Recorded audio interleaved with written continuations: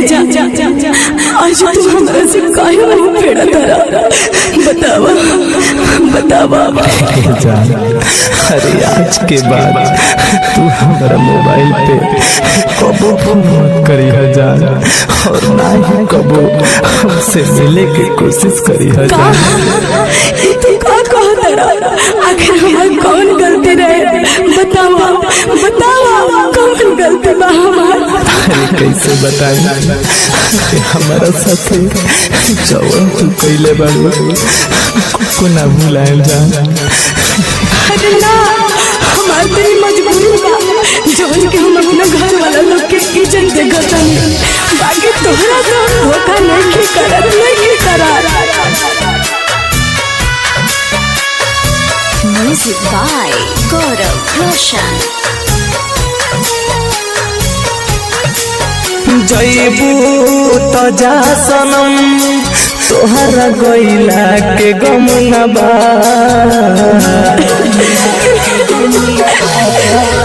जईबू तो जा सनम तोहरा गइला के गम न बा। दिले बारू जवन जखम का कमबा। दिले बारू जवन जखम का कमबा। जईबू तो जा सनम तोहरा गइला के गम न बा। दिले बारू जवन जखम का कमबा। दिले बारू जवन जखम का कमबा। अरे तू का जनबा हमार मजबूरी ऐसे ही धोखाबाज नहीं खा सका। अरे देख लेनी तहार प्यार बहुत प्यार दे देलू।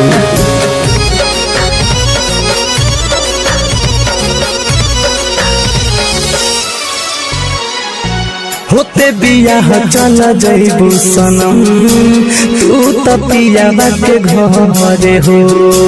सुनी खबर दिलाबा हमार भीतर भीतर जहरे हो। होते बियाह चल जईबू सनम तू तो पियाबा के घरे हो। सुनी खबर दिलाबा हमार भीतर भीतर जहरे हो। सारा वादा इरादा पहिले वाला न बा। सारा वादा इरादा पहिले वाला न बा।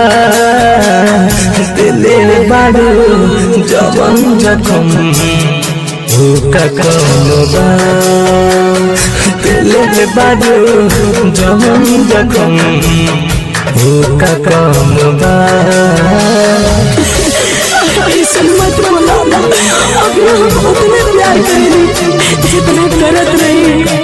एक बाद हम उतने प्यार करें जितना करता नहीं। भला मत हमरा के हम जाता नहीं।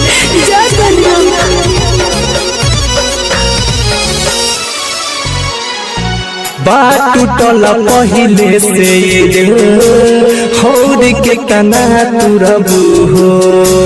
हाई याद जब राजा विकास के सुन रो अब सुसुकबू हो। बात टूटल पहिले से हौर के काना तुरबू हो। हाई याद जब प्रकाश राज के सुन रो अब सुसुकबू हो। घुट घुट के जियतानी बाकी तोहरा गम न बा। घुट घुट के जियतानी बाकी तोहरा गम न बा। दिले बारू जवन जखम का कमबा। दिले बारू जवन जखम का कमबा। Bombay digital recording studio